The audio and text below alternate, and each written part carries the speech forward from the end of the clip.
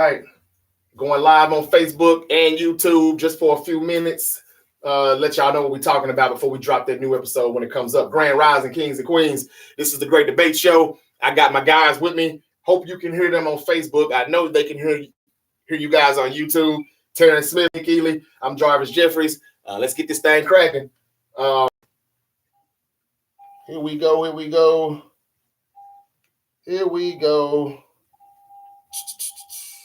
Where's the thing that I was looking for? Okay, yeah, right there.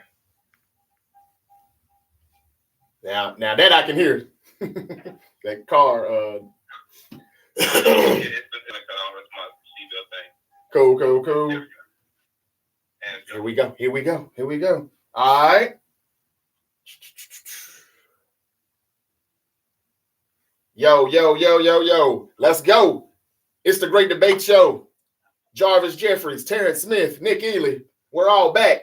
Better than ever, baby. In the building on a Friday. A fantastic Friday. We talk about Thursday night football. We have to talk about the Panthers getting the win. The day before Black Panther is released. 11 means black in gematria. I'll explain. But the Panthers get the win. Hope people made some money off of it.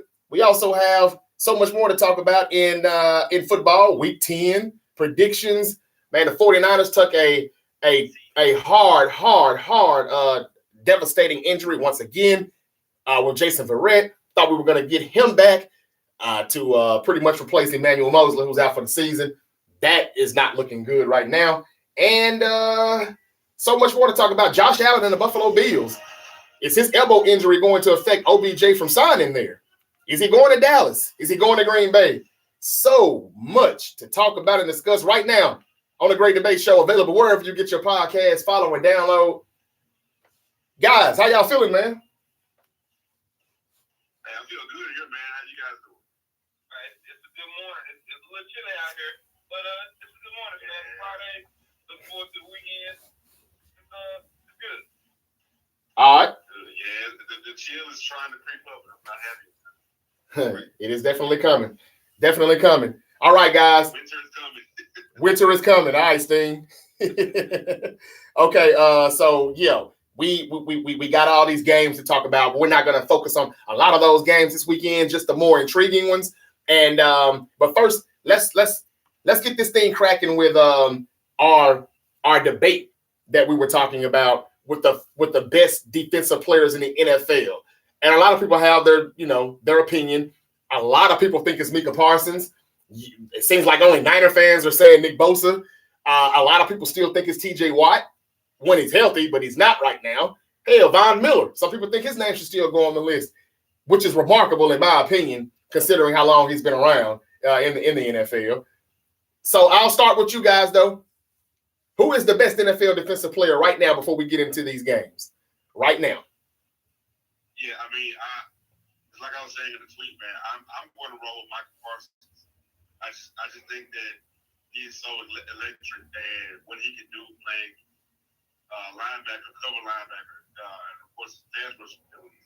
I do think that the Cowboys have kind of, to an extent, made him one-dimensional because last year they had to line him up in different places because of injuries, and he was just so doggone good. He's still very good, but I feel like there's still more that he can do on the field, but they have kind of made him one-dimensional as a pass rusher, lining him up on the end every time. But I'm still going to give him my vote just based on his versatility alone. Okay. I'm an Eagles fan, as we all know, and so it's very difficult for me to say, but Michael Parsons is the best defensive player in the league. I got to agree with Terrence there. Like I said in the tweet yesterday, he's the only guy I can think of in the league that can, you can line him up as a pass rusher against a Lane Johnson or Trent Williams and feel like that's a matchup he can win. Now, obviously, Lane Johnson was able to kind of hold him at bay, but it might have just been Lane's day. So he can line up and do that. He can pass rush with the best of them, with the Myles Garretts and the Von Millers and the Nick Bosas of the world. And then he can drop in coverage and cover somebody like a Travis Kelce or a Darren Waller or Mark Andrews. And then, you can also look at him and say, okay, hey, well, this is playing the Ravens. We need a quarterback spot for Lamar Jackson. He can be the guy to do that. So I mean that's just a combination of talents of size and strength and speed and skill that I don't think anybody else has in the league, and it's not something that we've seen quite that often. Okay. Yeah, Micah Parsons is a very good player. I was raving about him last season. You all know that. The Cowboys was one of my I picked them to win the NFC for other reasons, not football, but that's neither here nor there. It just seems like lately, since I've been looking at him, it seems like most teams are trying to run at him now, though. And that is definitely a weak link. That's a flaw. Not saying that he has many, but that's a flaw. And it's kind of a huge flaw for me because like players like Javon Curse back in the day that were good pass rushers, but sometimes, you could run at them. Simeon Rice, Javon Curse, some of these guys off the edge that were a little thin, but they could get to the quarterback. They would run screens at them and run at them. Micah Parsons. First thing that came to my mind was Dwight Freeney. Dwight Freeney is another good one, T. Yes. Hey, man, the Colts got ran on. I mean, they would get. I remember a game where I want to say the Jacksonville Jaguars. Yeah. I think both of their running backs had like 200 yards or some crazy shit like that. Yeah. But what made Freeney so good and how people probably didn't realize that, well, the real football fans knew, people that know football, but, like when they got up, which they did a lot, when the Colts would get up on you a touchdown or two, that's when they would just pin their ears back and they would just rush the quarterback. And they could do so because you were in a throwing situation to try to come back from what Peyton Manning, Marvin Harrison, Reggie Wayne, and those guys would do. But yeah, he was another good one that really wasn't that good against the run. That's what I see with Parsons. Now, with all that being said, if that's the case, can he be the best defensive player in the league? I think not. I think it's close. But man, what about Nick Bosa? What about Aaron Donald? He's still balling. It's just the Rams aren't playing good, but he's still playing good. He still causes so much attention. He brings so much attention, to what he does, and everybody's focused on him. How can we block him? How can we keep him out of our backfield? That's just how it is when you're that good and that skilled in this position. And Nick, I'm surprised you didn't even use your boy Big Play Slay because he is playing good football, and I'm surprised on how good he's playing at his age. But I mean, the thing about it for me with Michael Parsons is that there's so many different elements of the game he can affect, and it's the same reason why I put him over, at least for this, just based on this season, put him over somebody like an Aaron Donald or even a Nick Bosa. Yeah. Because those guys aren't going to have any impact covering. They're not going to cover anybody down the field. And Michael Parsons can line up, like I said, go run with Travis Kelce or Darren Waller or whoever. Maybe even some receivers he can go downfield for.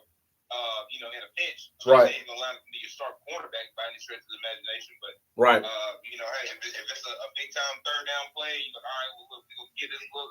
But we need somebody that can drop out and cover this flat against a slot receiver. Michael Parsons can do that. Yeah. And he can also be your spy for a guy like Lamar Jackson or even a Jalen Hurts or, whoever the case may be. So there's not anybody else in the league that has that combination. So I do agree that his inability to be quite as effective against the run is probably his only real weakness.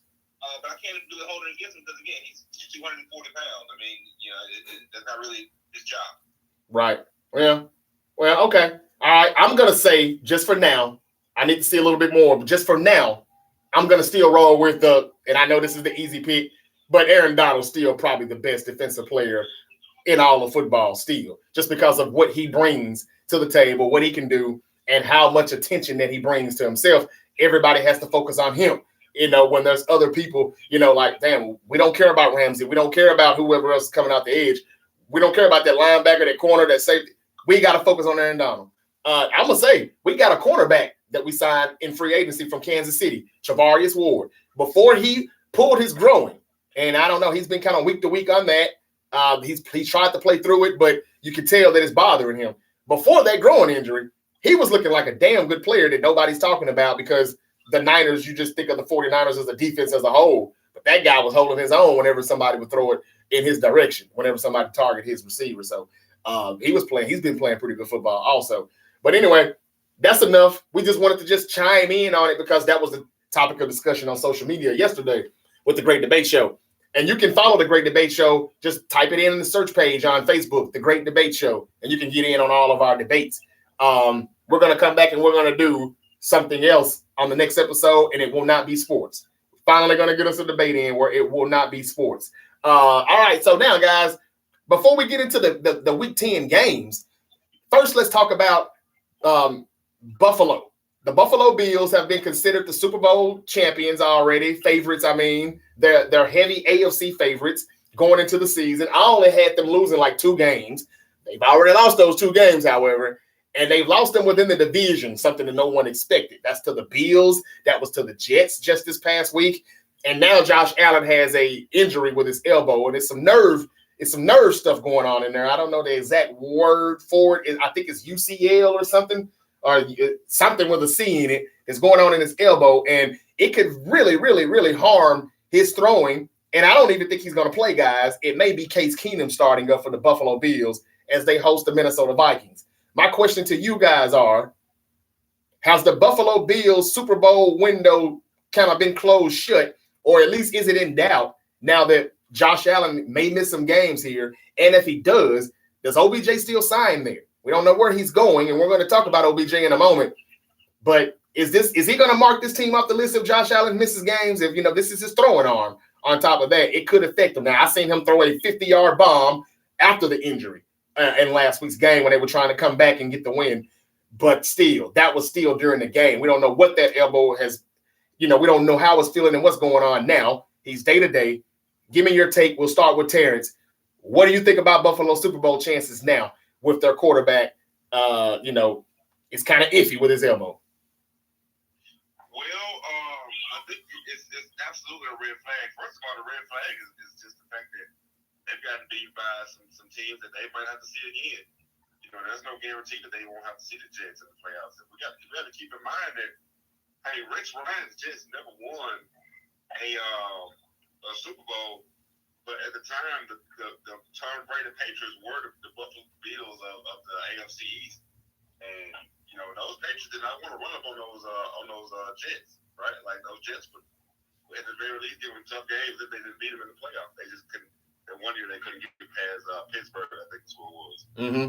So, that's to me, that's the red flag. Now, the injury, there's even more of a red flag because now you're talking about your main guy, the unstoppable Josh Allen, might not be able to throw as well. And I think that injury, if I'm not mistaken, I think the injury is probably going to come down to some pain tolerance. But I also think it's a combination of bad form, bad technique that at some point will rear its ugly head. Right. And so Josh Allen may have to mechanically fix some things. Because if you look at his throwing motion, it's not a real natural throwing motion. It's beautiful, right? Like it's great to see, but I don't think that it's conducive to having a long throwing career. And we see a lot of quarterbacks have to kind of change the throwing motion as time goes on. There's a video of like Tom Brady who has drastically changed his, and that's really the reason why he can play for so long.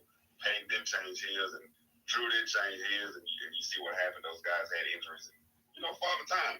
But as far as Josh Allen, yeah, man, it is a red flag. It is a red flag. As a matter of fact, if I had to put money on somebody winning the Super Bowl right now, I would not put it on them because I don't know how they do with it with adversity. So far, I don't think they've done very well with it. Mm-hmm. So I'm not gonna quite discount too much just yet.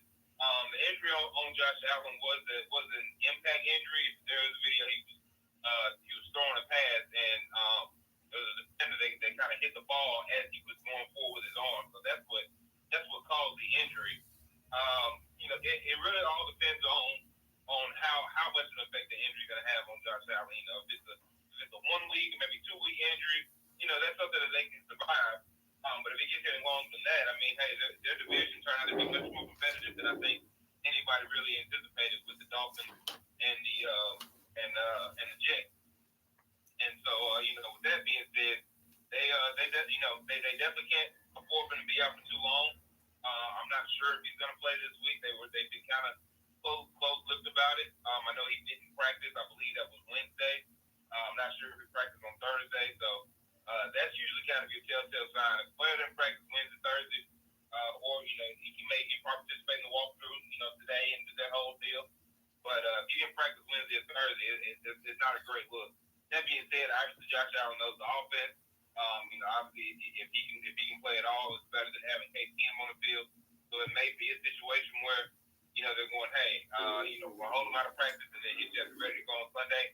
80% of Josh Allen is better than 90% of the quarterbacks in the league. So if he is able to go, then Buffalo should be able to kind of keep things afloat. Okay. So shipping right into the game then, Buffalo and Minnesota, who y'all got in Buffalo Sunday? I'm actually rolling with Minnesota on that. And I don't know if I would not pick Minnesota if Josh Allen being hurt or not. Oh. I just really like Minnesota, and I think that what the Eagles did to them, I don't think many teams should do to them. Mm-hmm. And more than likely they've learned from that and kind of adjusted. I just really like Justin Jefferson. But it's a very intriguing matchup. With Stephon Diggs, one of the team that traded and what they traded him for, which came Justin Jefferson. But I'm actually going to roll with the Vikings on this. Like I said, I would probably pick the Vikings. Josh Allen being hurt or not. Okay. My mind is completely hinged on whether or not Josh Allen is at least roughly 80%. If Josh Allen plays and he can be most of who he is, maybe he can't quite make the big bomb deep throws that he makes pretty regularly. But if he can be most of who he is, I'm thinking Buffalo. If he doesn't play and they got to put out Case Keenum, I'm going with Minnesota. Okay. One thing I can say that I want to nitpick with on Buffalo is that as good as they are, nobody really talks about how their defense is starting to, allow a lot of more yards now. Nobody's really talking about. I know Von Miller is still Von Miller at times, and he can still finish a game off. He can get that stop that you need to seal the deal and get the win.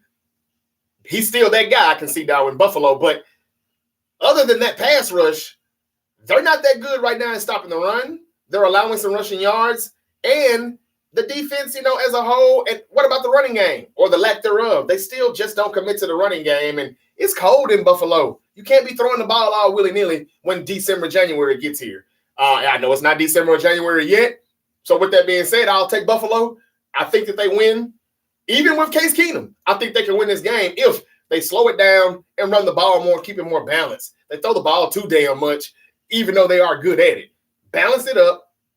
Keep a balanced offense, keep Kirk Cousins and Justin Jefferson and Dalvin Cook and all those guys off the field, and they should be all right. I'm going to go with Buffalo just for the simple fact that both teams will be 7-2 at the end of this game, and Kirk Cousins, he doesn't perform too well outside of that dome in Minnesota. It should be pretty chilly in Buffalo right about now. So I'll take the Bills, even though, the Vikings, they are what their record says they are. They win this game, they're 8-1. They're already 7-1, but people are still not respecting them. Just because, hey, the Eagles killed you, and nobody thinks they could beat the Eagles if they play 10 more times.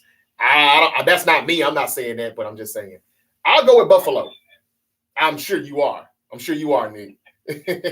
All right. So we talked about Josh Allen. We talked about his injury. We talked about Buffalo and Minnesota. Before we get into the rest of the games, or a few more games, is OBJ going to sign in Buffalo now that Josh Allen has this situation? The Cowboys are recruiting him heavily. Even Jerry Jones is talking. Mike McCarthy is talking. Parsons is talking. Oh, my God, everybody's talking. Ezekiel Elliott. But then there's the Giants who still say, when asked, yes, we're down for a reunion with OBJ, with the Giants, Saquon Barkley, Daniel Jones, and those guys coming off a bye week. They're still, they've only got 2 losses. How seriously do you take them? How seriously would you take them if they have OBJ? They're not talking about my Niners anymore. And after the injury that they had yesterday, we probably should be trying to find a decent corner out there in free agency, not a wide receiver. However, I say give Garoppolo all the tools and weapons that you can. Where do you guys see OBJ going? No, I'll start with Nick. OBJ is going to the Chiefs. That's my 2 cents. I feel like, and I'm not saying that he's a bandwagon guy, so to speak, but I think he's going to look at that situation and go, there's no true dominant receiver over there. It's not entirely unlike the situation with the Rams last year.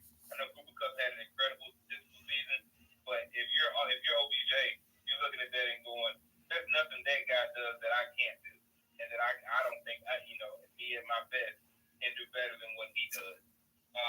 And so when you look at the Chiefs situation, you got Marquez Valdez-Scantling, you got Juju Smith-Schuster, and you got Nicole Hardeman, and then obviously Travis Kelce is really kind of the de facto number 1 that Tyreek Hill kind of energy, back to that team, and possibly what kind of puts them over the top. They're the one team, as an Eagles fan, there's not really much in the NFC that kind of scares me. But if OBJ starts with the Chiefs and we, get the Super Bowl against them, that's gonna make me open my eyes a little bit. Like, all right, guys, we're really gonna need our best game to get this one done. So, my lean is that he's going to the Chiefs. I do definitely see the Bills as a viable option. I think the Cowboys are pushing pretty hard. The players are. So the only thing I think might would kind of change that is if it comes down to a money thing. If the Chiefs are willing to pay him more, or if the Cowboys are willing to pay him more, or whoever, then that may sway him slightly, just depending on how big that gap is. But I'm leaning towards the side of the Chiefs. Something in my gut is telling me Cowboys, and I don't know. This is not any kind of inside source, but just kind of the momentum lately has all been towards the Cowboys. Yeah. So if I had to place a FanDuel wager on this, I would. And there might be that possibility. I don't know. And I think we should know something soon. I think today he gets cleared by doctors, full contact. So I'm going to roll the Cowboys just based on the momentum, and I think that he would definitely get that team a totally different dynamic. Be able to have him on one side, CeeDee Lamb on the other side, with Dak just coming back and the run game still being great. That could be a lot for a lot of teams going down the stretch. So I'm going to go with the Cowboys. But I wouldn't be surprised if we went back to the Giants for a reunion there. Okay. All right. Good stuff, guys. Nick goes with the Chiefs. Cowboys pick is that all the momentum seems to be coming from them. It's not him saying, I want to it's them saying, hey, come here. And so that's kind of my thing now. I'm like,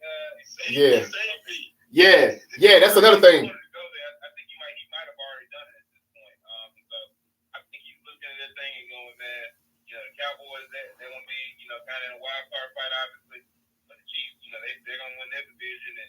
And this could be a team I could definitely, kind of be the enhancer to. So, yeah. I don't want to put the Cowboys, obviously, as an Eagles fan. Right. Well, he's not saying anything about Dallas like you're saying, Nick. He's not. He's been tweeting with Von Miller. He's been tweeting with other players from other teams. He hasn't done that with a Cowboys player, I don't think. So, and that's not to say he's not going there. Maybe that's exactly where he's going because he's not showing us, on social media, him, tweeting or talking, responding to anything that one of the players have stated or said about signing him. We're talking about where is OBJ going, ladies and gentlemen, here on the Great Debate Show, live on Facebook early today on a Friday. I just want to say, can we get like an OBJ signing day where he puts a hat on or a helmet on or something? Wouldn't that be something? He might do it on Twitter.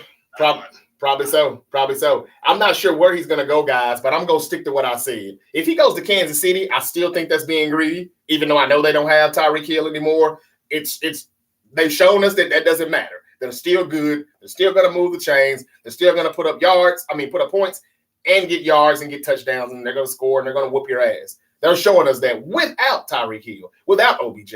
So I think they're just being greedy if they get him. Now, it's all about where OBJ wants to go, if he wants money or not. If money is an issue, he's not going to certain teams that we think he will. If money is not an issue and it's really just, I want to win a Super Bowl again, and I would like to play in the Super Bowl and not get hurt and enjoy the whole thing a lot better than last year in LA, then he could pick my Niners. He really could. And I'm going to roll with that. I'm going to stick with that because I think there's still something there from the last time he was trying to get to San Francisco. He walked up to John Lynch on a Monday Night Football game and said, come get me. We tried. But the problem was the Giants asked for DeForest Buckner in return. The Niners said, hell no, hung up the phone. And they ended up going to go get D Ford from Kansas City. But they were trying to get OBJ from the Giants. The Giants wanted Buckner in return, so that deal was off the table. I didn't understand that because they still traded Buckner the next year to Indianapolis. So, but then he got traded to Cleveland. Then after Cleveland, he finally became a free agent, and he went with the Rams. And now I think this is his time. Shanahan has spoke on it. OBJ has kind of put it out there that he would love to be a Niner still. I wouldn't be surprised, man, if it's still my Niners. I know we don't need him. We probably should be going for a corner right now after Jason Verrett's injury. And then again, we still may not. Ndamukong Suh, I don't know when Armstead is coming back. He's missed another day in practice. I'm still talking about that signing that hasn't happened. But I still won't be surprised if OBJ picks the Niners. Yes, he could pick the Chiefs. Yes, he could pick Buffalo, but I think those are just greedy if those teams try to go get him. But I understand why he would go there. He wants a ring. It's just something still telling me Kansas City's not going to win this whole thing, regardless of if OBJ goes there or not. But we'll see. OBJ, it's coming. We're approaching mid-November, and he's about to make his decision because he will be ready to play, I think, immediately early December. I think they got pushed back a little bit because it was supposed to be mid-November, but we're already here in mid-November. All right, so I'm going to log off of Facebook Live. When that link goes up, ladies and gentlemen, you click on it, and then you can hear this episode in its entirety as it goes up. Of course, we're going to keep doing our thing here on Podbean on my end and YouTube Live. Ladies and gentlemen, this is the Great Debate Show. Follow and download, rate, review. So, Nick, what about these games? Now that we're done with OBJ and where he could go, we talked about the best defensive player in the league. We talked about the Cowboys, Chiefs, and these teams that could get him. Now let's get into some more of these games, interesting games that is. And I would say, besides Minnesota and Buffalo, what about Denver and Tennessee? I wouldn't say it's interesting, but the Broncos need a win, and they're playing the Titans. We also have the Rams and the Cardinals. This is a must-win for both. Honestly, this is a win. This is a must-win for both. I could care less who wins it, to be honest with you. But Kyler Murray and Cliff Kingsbury, that divorce needs to end. And let's see who else we got besides those two. The Niners are hosting the Chargers on Sunday Night Football. That is definitely it should be a good game. Justin Herbert. How is the Niners defense going to fare against him? And and how many players are they going to get back on the defense? Yeah, let's go with. Oh, and quickly, I want to talk about Deontay Foreman just real quick because that guy was the backup running back for the Titans last season. And then King Henry goes down, and Foreman had a pretty decent second half of the season. Decent enough to where the Carolina Panthers wanted to sign him. And then it was Christian McCaffrey's backup. But then he got traded to my Niners, and now he's a starting running back in the NFL and making the most of it. He had about 130-something yards. He got in the end zone once or twice. Just wanted to say kudos to him. I talk about this league and how fixed it can be sometimes and how I think, that they're rigged or not. But one thing I never try to do is take away the talent. Take away the skills and the talent from these players. They are good. And I just want to just tip my hat to Foreman because he's making the best of his situations. And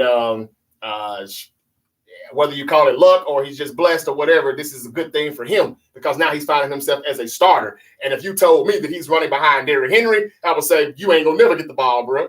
If you tell me he's playing behind Christian McCaffrey when he's healthy, you ain't going to get a lot of carries, bro. But now he's the starter. So shout out to Deontay Foreman. He's found a home in Carolina, and congrats to the Panthers on getting that win on Thursday Night Football, beating the Atlanta Falcons. The Falcons messed up. They dropped the ball. They had a chance to take advantage of the NFC South because Brady's coming. The Buccaneers are about to go on the road more than likely, and they dropped the ball and lost a game that they should have probably won in Carolina.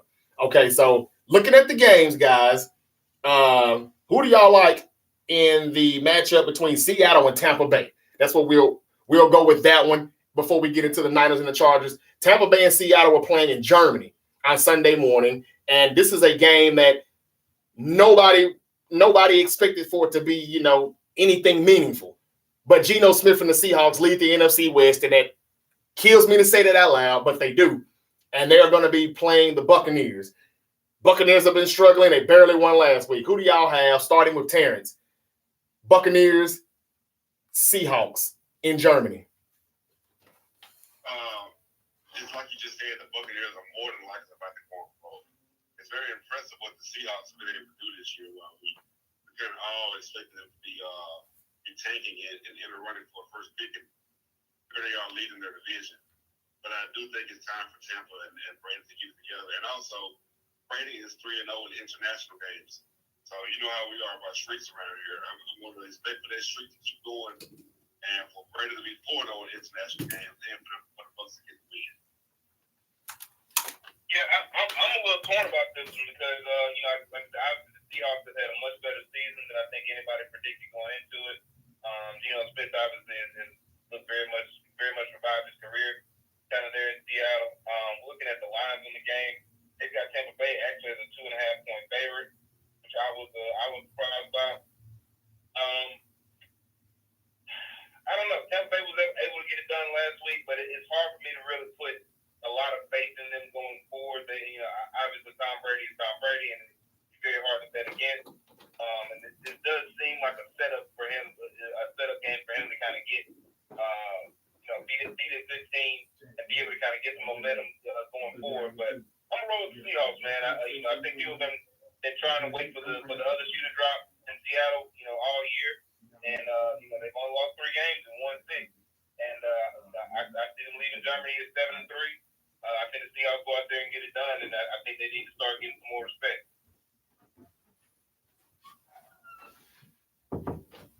All right. Okay. Good stuff, guys. So that is the Sunday morning game between the Buccaneers and the Seahawks. I need the Seahawks to lose, guys. So I'm just going to be honest with you. I'm going Tampa Bay. I hope they lose, and I think they will lose, even though, again, I'll say it again, Geno, he's been phenomenal. That offense has been phenomenal.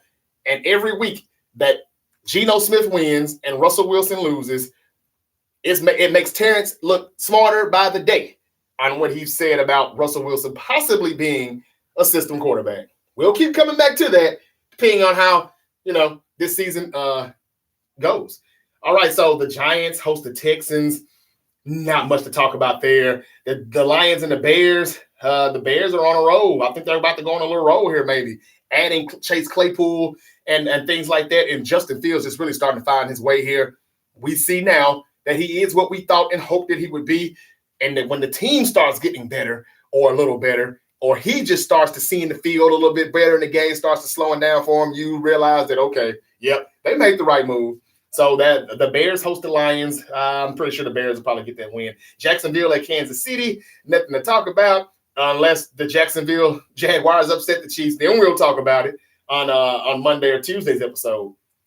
The Saints at the Steelers, again, boring. I won't be surprised if the Saints go in there and win, though, if it's not too cold in Pittsburgh. And this looks like finally the year that the Steelers are really not going to have a winning record because it's not looking good. Does Cleveland and Miami interest you, or should I keep going? It's okay with me. Not really. I'm totally okay with you keeping going. None of those teams. I mean, the Cleveland Browns will interest me at all. Maybe in a couple of weeks when Sean comes back. Right. That should be easy. Yeah, I'll agree. Yeah, Miami should get that one. We've already did Minnesota at Buffalo. I'm going Buffalo, even with Case Keenum, just because everybody's gonna pick Buffalo to lose, and that's when they'll probably get the win. And right now, Buffalo is still favored though at minus 180, and the Vikings are plus 152. So I'm not saying I'm not going to have the Vikings on my parlay somewhere though. Again, Denver at Tennessee. If the Seahawks beat the Buccaneers and Russell Wilson and the Broncos lose to the Titans in Nashville, we got to keep coming back to what Terrence said. Not saying I agree or disagree. I kind of disagree, but, man, it's starting to look like I should be agreeing with him. We'll see what Russell Wilson does. Bronco country, I'm still hollering. Let's ride. We'll see. But, again, that game's not really interesting. Jeffrey Simmons is playing for a contract in Tennessee. At some point, I think by the end of the year, we're going to be saying maybe he's one of the best defensive players in the league. He's causing and wreaking a lot of havoc in the interior of that D-line, and he's beginning to do the things and bring the attention that Aaron Donald does to him. And, I don't know if Tennessee's going to pay him or not. They didn't pay AJ, but somebody's going to pay him a boatload of money, and he's going to shine. Well, he definitely is already one of the best defensive players. I don't think he really has an argument for being the best. Yeah. He's one of them. Mm-hmm. Yeah, that's right. He's definitely one of them. That boy's monster. Yeah. Just wanted to shout out to some of these guys that are playing good. We talk about the games and the team so much. Sometimes we forget to talk about the individual talents. The Colts and the Raiders, I'm not touching that either. The Raiders need a win. But, man, at plus 176, I'm not saying I'm not going to take a crack at the Colts getting their first win under new head coach or interim coach Jeff Saturday. Man, we talked about that on last episode. The Cardinals at the Rams. Do y'all care to talk about that, or can I keep going? Doesn't matter. These games are really kind of, kind of meh. Cardinals and Rams would be slightly interesting just because it's a division matchup. Mm-hmm. Two teams that have been pretty disappointing.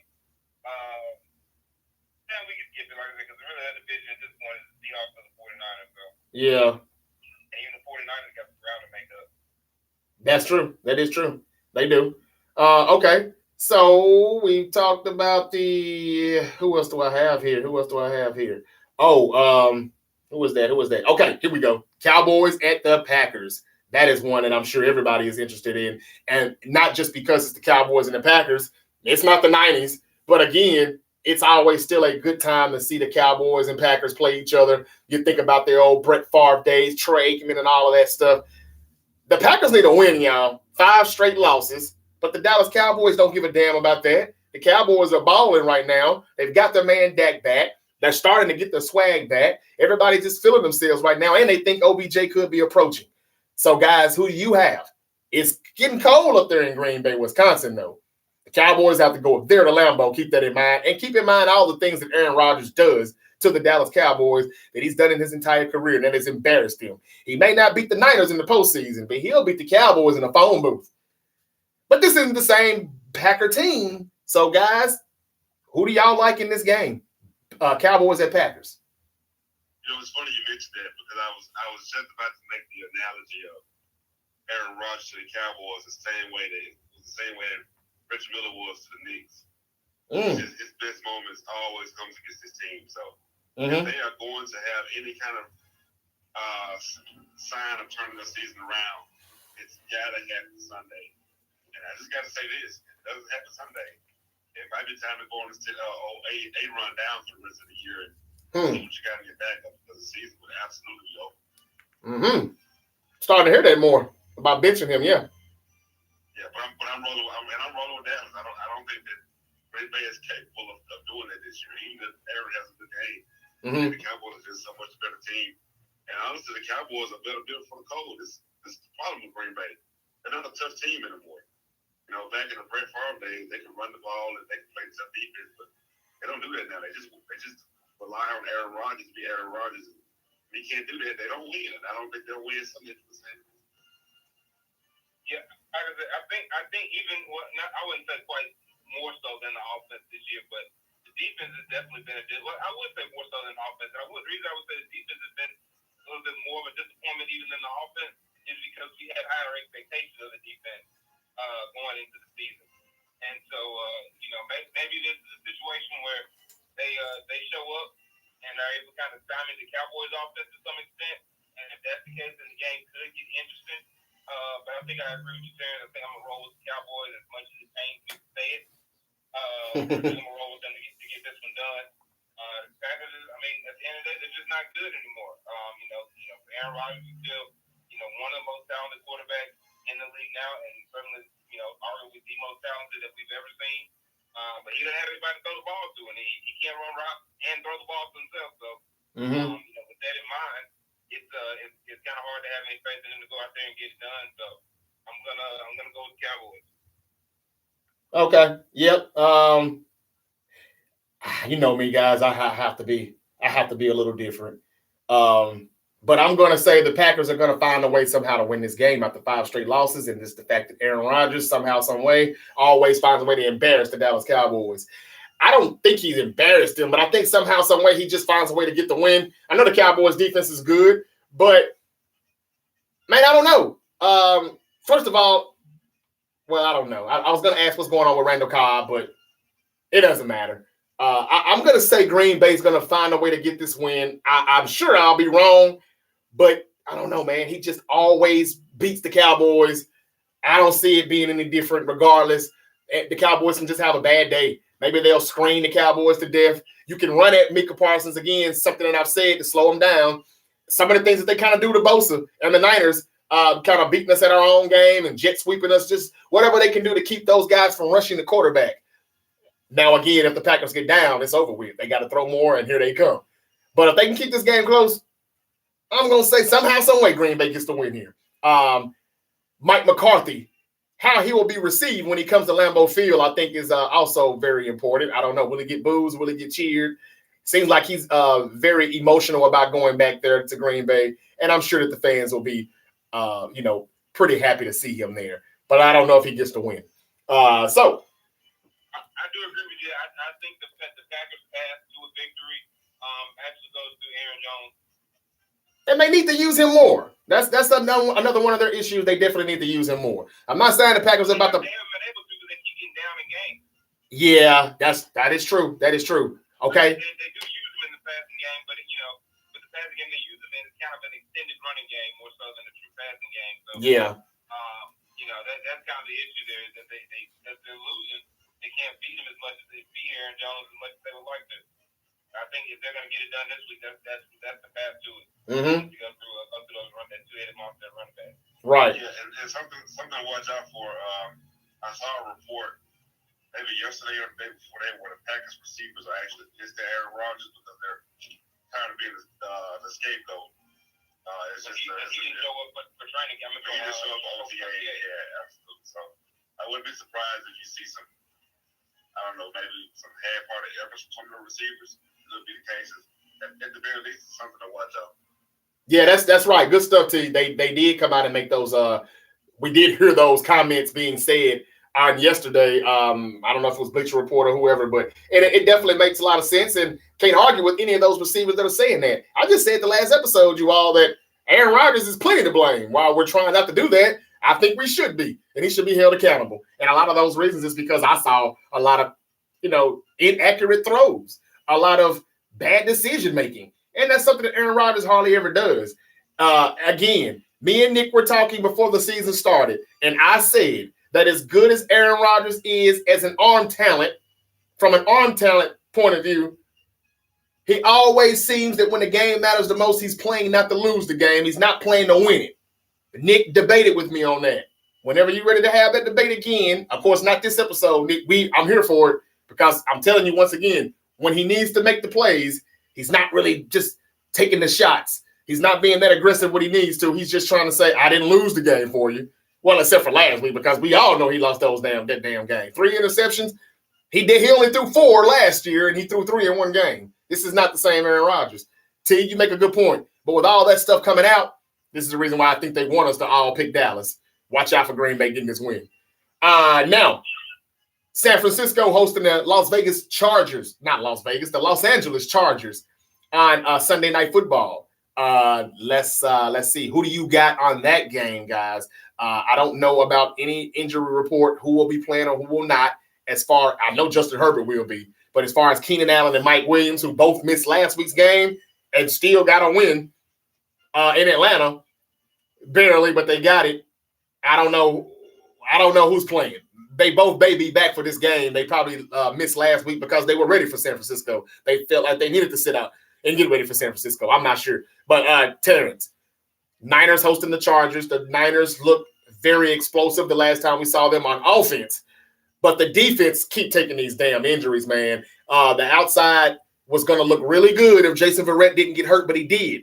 He tore his Achilles on Wednesday, Thursday, and just he can't win for losing, man. Just bad luck. If anybody doesn't know who he is, he's a good corner that can never stay healthy. Drafted in 2014 from the Chargers. That's actually the team that drafted him. And it's just been a downhill since then from there. He's tore his ACL twice. He's now tore his Achilles twice. Those are just things that I just want to remind you guys. I don't know if Eric Armstead is going to be back yet. He's missing practice. But we do have Elijah Mitchell, the running back. I guess I'm saying all that to say this, guys, before you make your pick. The offense looks like it's going to be, bonkers. It's going to be dynamite. But the defense, we still got people out. And the ones that are coming back probably shouldn't be back yet. I don't know how much the bye helped us or not. Who do you got, T? Chargers, Niners. I'm rolling with the Chargers. I'm just basing this on if both receivers are back. I think Keenan Allen has been out since the first game of the season. So at some point, he's got to come back from that hamstring strain, I think is what it was. But anyway, I just think that the Chargers can kind of stretch the 49ers out in ways that a lot of teams can't with the deep passing game. So I'm going to roll with the Chargers, but man, with the way both of these teams are banged up and the way the 49ers run the ball, it's a bit surprised if the 49ers didn't pull it out. So I'm going to roll with the Chargers just based on their style of play. I'm going to make Jarvis a happy guy this morning. I'm going to roll with the 49ers. They are a touchdown favorite going into the game. From what I'm seeing here, it doesn't look like Keenan Allen's going to play. Let's see. I don't know about Mike Williams. I don't see anything regarding him. I don't know. Like I even see him on the injury report. So I think he'll at least play. I'm rolling the 49ers. They seem to be a more complete team. Arguably, oddly enough, it is to say a healthier team. Both teams obviously are pretty decimated with injuries. I think the Niners, if nothing else, their defense will show up a little bit better than what the Chargers will. So I'm rolling with the Niners. Okay. Well, I'm going with the Niners. Not because. Huh? Y'all get Debo back this week? Yeah, Debo's back. He's been practicing all week. So, yeah, I think he's back. Guys, I think we can win this game without Debo, to be honest with you. I'm not afraid of the Chargers. I'm not afraid of their aggressive coaching and, play calling. And, we know they're going to go for some fourth downs. We know Justin Herbert's going to be in it to win it. He's not giving up. But he's got a rib injury still that nobody's talking about. It's not healed 100%. Those things don't happen just like that without, some type of medical work or surgeries or something. He's just taking a lot of shots, more than likely, dealing with the pain. But I don't think the Chargers win this game. They are good. And our tackles, McGlinchey, he said some things, though, that makes me think that he probably won't even allow a sack this week. I heard him in the locker room talking about how he apologizes to all the Niner fans like myself who were mad that we picked him, Mike McGlinchey, our right tackle, over Derwin James. I was one of those guys. And 4 years later, he still hasn't made me regret that shit. He's trash for the most part. He's always holding. He's always getting penalized. He's always getting beat. So, and if he doesn't get beat, it's because he held. He's just not good. And I think he got drafted number 9 overall because he played right next to Quentin Nelson, the left guard that was in Notre Dame, while he was the left tackle in Notre Dame.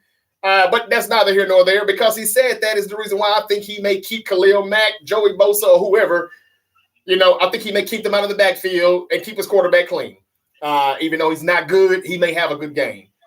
We're going to run the ball. The Chargers don't stop the run that well. I think we'll be fine. I'll take the Niners. Not going to be on that too long. But again, Jason Verrett, that injury is devastating, because I was thinking to myself that, man, if he can get back to that 2020 form, we're going to be all right without Emmanuel Mosley, who went down and tore his ACL earlier in the season. And you've got to pick your poison again. If you can't throw it outside, you're going to have to throw everything back inside in the middle. And there's Fred Warner in the middle. Good luck with that. Like we were doing the first couple of weeks of the season, we were unstoppable. We were a top 5 defense, hands down. But we're not now, because a lot of these guys are out. So we'll see how that goes. But I'm taking the Niners over the Chargers. Monday Night Football, and we can wrap this up. Monday Night Football is the Washington Commanders going against the Philadelphia Eagles. Nick, your Eagles are at home. You're heavy favorites, 10.5 on the points, minus 510 on the money line, over under 43.5. At home on a Monday Night Football, I don't find this interesting at all, even though the Washington Commanders have been kind of making a run here, and they're starting to look like they could shock some people. They could upset some people. Ron Rivera, we know how well respected he is as a head coach. This is a division game, Nick. All right? Don't get too arrogant. Do you think your guys are going to hold on to this win and get it fairly easy, or do you think the Washington Commanders could come in here and steal a victory from you? Of course, I think we're going to go ahead and get it done. I mean, Washington has won a couple of games. I think one of those was against Green Bay. They also beat, the Colts or somebody like that. So, I mean, it's nice. It's good for them. They've got some other things going on right now. There's some discord in the locker room. Apparently, some guys were pretty upset regarding the statement that the Commanders put out once the announcement came that the Attorney General up there was he was going to have that press conference yesterday where he announced that they actually are suing the Commanders and the NFL for colluding to kind of obscure some things for them when it came to the investigation they did into some of Washington's workplace practices. And so, of course, Washington responded by bringing up the Brian Robinson, the running back who shot earlier this season, and how the AG needs to be focusing on finding the person who shot him and kind of all those things. And so, from what I've heard, players are not too happy about that. They didn't feel like it was appropriate opportunity for them to kind of use that. It's kind of trying to use them as a shield and a scapegoat to keep the AG out of their pocket in terms of their workplace practices. And so because of that, maybe these guys are a little less focused. Either way, even if they are 100% focused, they're just not a better team than the Eagles. And I know that's expected to be said coming from me. But they're just not. And so I expect us to get it done and move to 9-0. Okay. All right, Nick. Yeah, I mean, I don't want to echo Nick, but I got to echo Nick. I mean, all the other stuff aside, the Commanders are just not good. I know this is a division game. You're supposed to kind of expect the unexpected, but there's not much to expect here except for a beatdown. Mm-hmm. Yeah, pretty much what you said, T. Everything you said, Nick. As much as I would like to call the upset, I'm going to hold on that. I'm going to hold off on that. I mean, I don't think it's going to happen until the Indianapolis Colts host the Philadelphia Eagles. I think the game was in Indy. And if it is, and I know I'm going to be right, especially with Jeff Saturday being the interim head coach, I'm going to hold off on you all getting upset taking your first L. I don't think that happens until you go to Indy. So, yeah, give me the Eagles. Monday Night Football. They got to do better with these primetime games, though, especially Thursday night, because nobody watched the Panthers and the Falcons, really, on last night. And I don't know if anybody's going to really care too much about the Titans and Packers. Not just because it's the Titans and Packers, but because Aaron Rodgers just hadn't been looking good and the Packers haven't looked good. But if they beat the Cowboys, then maybe this game is more intriguing. And if Malik Willis can get more RPOs, and if they can just run the ball with both of those guys, and just make them pick their poison on who they're gonna look out for on those reads, and a little more play action and naked boots with Malik Willis, man, the Titans can be dangerous here. But they just have to do it more and take the training wheels off Malik Willis. Maybe that game will be interesting, but Prime Video has been getting screwed, if you ask me, this season so far with this deal they have with the NFL. They've been picking it seems like the worst game that you will want to see, that you will not want to see. The least game that you would watch on Sunday, they say, all right, take that one, put it on Thursday night. But anyway, we're going to keep it moving. That's it for the football games also. Guys, I just want to ask you a quick question, though, because it is said, and we're about to get out of here and wrap this up, it is some issues going on with all of these players getting hurt. I know me. I can be a little insensitive sometimes. I don't mean any harm. I want these guys to be healthy. It's just sometimes I don't even believe that they're really injured when they say they are. So, Debo, I'm not one of those guys that's always bashing these players. I saw what you said. I saw your tweet or whatever, talking about fans just have no chill and they have no emotions when it comes to players getting hurt. Whatever. They're fans, all right? Your job is to play the game if you don't get hurt. And we know that's the name of the game. But get off of these Niner fans, man. Anybody that's saying what they're saying about Jason Verrett, I'm sure some feel his pain. But at the same time, you were kind of expecting him to come through and make it for half a season. And he couldn't even make it through a whole damn practice. I mean, it can be frustrating. I'm sorry. But anyway, with these injuries, man, a lot of people are saying that the turf has a lot to do with that. And so it is said, this is what Devondre Campbell tweeted the other day. He said, this is 2 weeks in a row we've had players get injured on turf fields. Who does Campbell play for? Devondre Campbell. It sounds familiar. The Packers? Okay. He said that it's been 2 weeks in a row that we've had players get injured on turf fields, and I think it's time y'all take some of the money y'all make off of us and invest it in grass fields for every team around the league. The turf is literally like concrete, and it has no give when you plant. Of course, your leg or your foot in it. That's what he's saying. And then after that, we saw a statement from the NFLPA where they sent a letter urging the NFL to mandate immediate removal of slit film synthetic surfaces from all playing fields. Guys, is this the reason why these players are tearing their shit all the damn time every week here? Is there an issue here? And is the NFL going to listen to the NFLPA? So according to the response, I think it was somebody within the league. They were either in an interview or something along those lines. But so according to that, the answer is no. There's no really significant statistical difference in terms of the injury rates of players on turf as opposed to on grass. That being said, I'll pull on my own kind of former player experience here. Turf is fun to play on to some extent. just because it does allow you to kind of move a good bit faster, make quicker cuts and kind of that sort of thing. Mm-hmm. But it is a stress on the joints, man, on the knees and the ankles. Those parts of your body that you really lean on when you do have to plant and change direction. Mm-hmm. And it's a stressor for sure. I mean, particularly, you got to think about it. It's a little different when you're on a basketball. When you the next day you can even feel kind of the additional soreness that you may have in the joints or in your ligaments or in your Achilles and those sorts of areas. So I agree that I think it is a worthwhile investment for the league to go ahead and mandate that teams play on natural grass. I think you would see a decline, particularly more specifically in the soft tissue injury, and in those the ACLs and the Achilles, and maybe even the hamstrings and kind of that sort of thing. So I agree with Devondre Campbell and apparently a number of the other players that natural grass should be the default for the league at this point, and they certainly can afford it. Hell yeah, they can. T.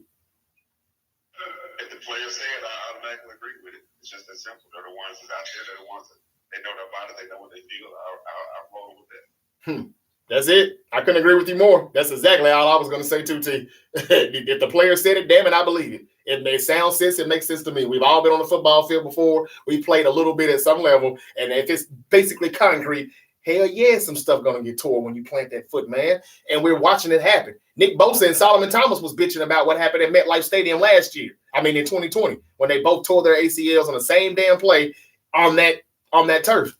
And Nick Bosa said, man, they got to get it checked. Nobody still hasn't done it. So anyway, moving on, that's pretty much it. Other than Kyrie Irving is still, having to do a lot of things. He's still going through all the protocols that they want him to do before he can return to the Brooklyn Nets. Adam Silver did come out yesterday and say that, man, look, after talking to Kyrie or whatever, I think they're supposed to be having a meeting. He said, man, I know what Kyrie did was effed up, but this man is nowhere near anti-Semitic at all. Does this mean he's going to come back and play soon? After the 5 games, or is he going to have to still do all of that other stuff in the community stuff within the Jewish community? I'm not looking at the list of things that he has to do, but quickly, is he going to come back and play basketball? Because sometimes I wonder if he will or not. And your take on that real quick, guys, before we get out of here with Kyrie. Yeah, he's coming back. I think last night was either I think it was the 4th game he missed last night, so he'll have one more that he's required at this point at least to sit out before we potentially see him. So I think he's going to be back. I don't think that he would have even taken the meeting or gone to the meeting with Adam Silver, and I think there was some other step he took here in the last couple of days. So I don't think he would have done that without having a plan to actually come back and play. Of course, he issued the apology, shortly after he initially was suspended. So I think he will be back. It may end up working out being maybe a 6 or 7 game suspension, just depending on how fast he completes the other requirements that the Nets have set out, or if the NBPA gets involved and maybe signing some of that. I'm not exactly sure what closed door conversations may be happening as it pertains to that. But I do see Kyrie Irving coming back and playing basketball. Now, what that ends up actually meaning for the Nets, now that they kind of got their coaching situation a little more stabilized, obviously hiring Jacques Vaughn, although it wasn't Ime Udoka, who was rumored to be basically a lock for the job. I was glad to see at least that the Nets did still hire a black head coach. Jacques Vaughn could argue that he maybe should have had the job even before Steve Nash got it. Ime Udoka was kind of in the same situation. But at the end of the day, it is a good thing for the league that another black coach is hired. I think I saw now that for the first time, the majority of coaches in the NBA are African American head coaches, which I think is a great thing. We'll see if Jacques is able to keep these guys kind of steady the ship here once Kyrie gets back, and maybe get them to start reaching some of the potential that we all thought they had. Okay, T, I know you got to get out of here. Your take real quick. Hey, I always thought that those punishments were too much. No matter how you felt about the initial tweet or the lack of a response, I think that to me that's double punishment, and I'm never a fan of double punishment. So I just feel like Kyrie, when those 5 games are over, Kyrie should be immediately reinstated. And I just got to say this too. Right, the NBA is one thing, but let me talk about Nike real fast, who Mr. Phil Knight comes out and says that Kyrie overstepped the lines. I think the ethical lines. I forgot exactly how he worded it. Mm-hmm. So what did Brett Favre do, Nike? If Kyrie overstepped some lines, because you came out real fast and said you were not going to drop Brett Favre, which I don't even know what the hell Brett Favre says for you guys. It can't be much. Right? I didn't know he came out and said that. That's wild. Yep. So I'm really concerned about that because in the midst of the whole Kaepernick situation, Nike was real quick to put out their pro-black commercial, right? With I think it was a Kaepernick commercial. Yeah. And I just got to say this too, right? Like I worked in stores, and it got to a point to where a lot of people of a certain hue wouldn't buy Nike because they felt like Nike was disrespecting the flag. I've had someone tell me that. I've had a white lady tell me that she does not buy Nike because she felt like Nike, quote unquote, disrespected the flag. Mm-hmm. Basically, Nike came out and openly supported black people, so that was disrespecting the flag. Mm-hmm. But what is this right here? Because Brett Favre took a lot of money from poor people in Mississippi, and if anybody has a couple of seconds to look up the demographics in Mississippi, you will see that those are mainly black people. Mm-hmm. So if Kyrie overstepped your ethical lines or your moral lines or whatever word they use in that quote, what the hell did Brett Favre do? Why haven't you dropped his support? So I'll pull the curtain back a little bit further on the Nike and Kyrie situation. So from what I'm hearing and what I've read, Nike was not looking really to renew Kyrie Irving's contract anyway. After this Kyrie hate shoe drop, and it actually has a Memphis connection. The thought is that once they let Kyrie go, the next signature shoe that's coming out from Nike will be that of John Morant. And so, it seems like it's more convenient than anything that they're able to do this now.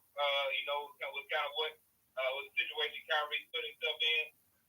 But that's the rumor is that the next signature athlete they're going to put out there is going to be John Morant shoe. So I'll be interested to see if and when that happens. Certainly is a good and happy moment for John, for anybody that's a Grizzlies fan. But I don't necessarily agree that it should be at the expense of Kyrie Irving. Okay. And that's how I feel too. If you want to say that, hey, this is the end of Kyrie is my deal, and we going our separate ways, we agree to split ways, or we're just not renewing it, that's one thing. But don't use this as a scapegoat because that to me is cheap. It's cheap and it's very lame in my opinion. Mm-hmm. I agree. Pretty much I agree with everything you all said. And you can still cut ties with Brett Favre regardless. Yeah. Well, I got to say, I wish I could debate with you all on this, but hell, I agree with everything you said. And Nick, I'm glad you brought up what you just brought up, kind of confirming what's going on with Kyrie and the contract situation with Nike. It does make sense on why they're doing this, and that's exactly what they're doing. But it is cheap, T. I agree with that. Now, again, it does seem a little mind-boggling on why they would support Cap, and now they're saying, hey, wait, whoa. We're not dropping Brett Favre. What did he do? Well, T just told you what he did. And it doesn't take but a minute or two to look up what he did for anybody that doesn't know. Now, I would say, T, that there are probably just as many white people on welfare in Mississippi also that got screwed out of a lot of money. But that's neither here nor there. In the end, when you get done, regardless of who the culture was or race that got screwed out, it was a lot of people that got screwed, thanks to Brett Favre, with that whole welfare thing that's going on in the Department of Human Services in Mississippi, the poorest state in the country. There's another situation where they took like another $2 million. Yep. All for a damn volleyball arena that his daughter plays on. The last one was because of a concussion drug that he is investing in. Oh, and wow. They lied about their research to get more money. Well, to answer your question, T, about the Kaepernick situation and why they stood up on that, I was very happy about that too. But here's the reason why they done it. It's obvious now. Yeah, there was a few Caucasians that probably said, "Yeah, man, the Nike, they're disrespecting the flag." Oh, really? Just by supporting what a black man is doing? Okay, got you. You're right, T. But look, do you know how many? And not that black people already don't buy Nike like crazy any damn way. Man, as soon as they saw that commercial and they heard that Nike was, standing up for Cap and they had his back, the sales skyrocketed. There were black people everywhere buying Nike. I don't give a damn if they were a fan of Fila, Reebok, or whatever. They were Nike fans then, and all the people that love Nike and Jordans and everything else, they just went all in. It was just double the fun. So, I mean, it's just another wise and smart tactic again. When it comes to the money, it's all money grabs. And that's what Nike was doing there, point blank, period. And Nick just explained why they're going to drop Kyrie. It is not even too much about that. It's just, hey, here's our chance right now, guys. Let's get him. And that's what they did. So basically, that's it. Again, shame on you, Phil Knight. You definitely should be dropping Brett Favre. Come on, man. Are you seriously? But there's still going to be plenty of black people that are going to buy Nike shoes, and they're going to say the hell with what you're talking about. I tell you, man, seriously, if you want to, it's crazy, man. It's just, I don't know. But that's all I got, man. We just need to do better. And, because the ball is never in their court.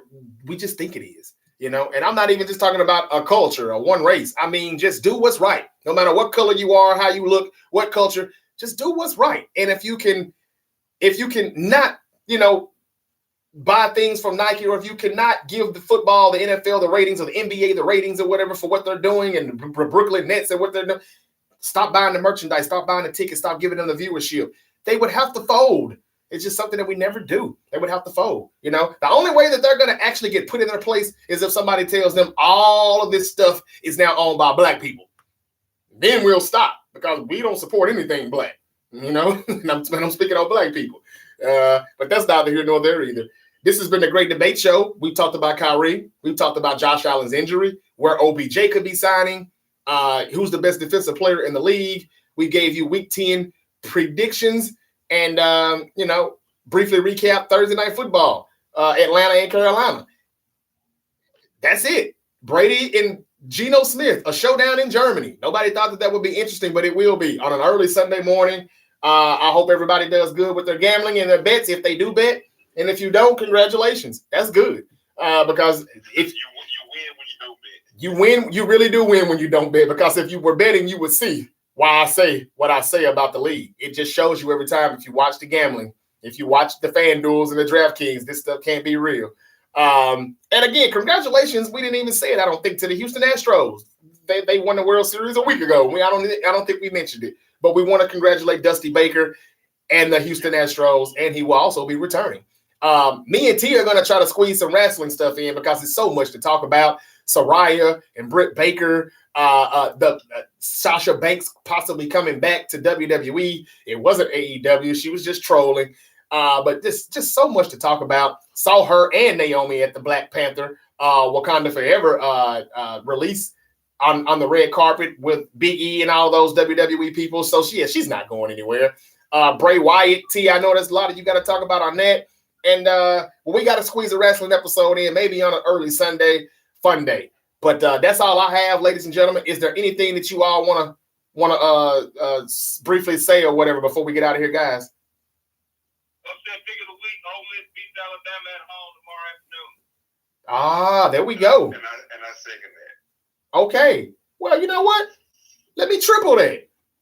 Ole Miss will beat Alabama. What the hell? So glad that Alabama lost to Tennessee and LSU. So glad that they're out of the playoff fold, the top four, all of that crap. I've never been a fan. Yeah. Well, yeah, for now. They better be for good for this season. I mean, I don't know what would have to happen for them to get back in that. And we know it doesn't have to be much the way the association does in NCAA. But I'm just glad that they're not winning. I hate Alabama and everything about Alabama. Really the fan base for the most part, because they're not real Alabama fans. And I'm not talking about the people in Tuscaloosa. I'm talking about the people all around this bitch. Like there's nobody from New York really an Alabama fan. But I know people here from New York saying that, yeah, I've always been a Crimson Tide. No, you have not. You mean since Saban arrived? And I hate Saban. Saban's overrated. Saban gets all the good players. But now that this NIL stuff is coming up, and some of these guys can go here, and there and still get paid a little something, you're not getting the best recruits all the time, are you? How about LSU? How about we got to talk more college stuff? How about what's his name? Brian Kelly, going to LSU and the SEC and putting a whooping on getting the win on Saban. Yeah, that's all good. It's going to be crazy in Oxford, Mississippi. We're not very far from Oxford, Mississippi. It's going to be crazy. Nick, how many people did you say was going to be there? Estimated about 200,000 people will be in Oxford this weekend. And if any of you have ever been to Oxford before, that's a lot of people to stuff in Oxford. That being said, if anybody is interested in the gambling line, Ole Miss is a plus 340 on the money line. Ooh. They also have given Alabama an 11.5 point spread to cover.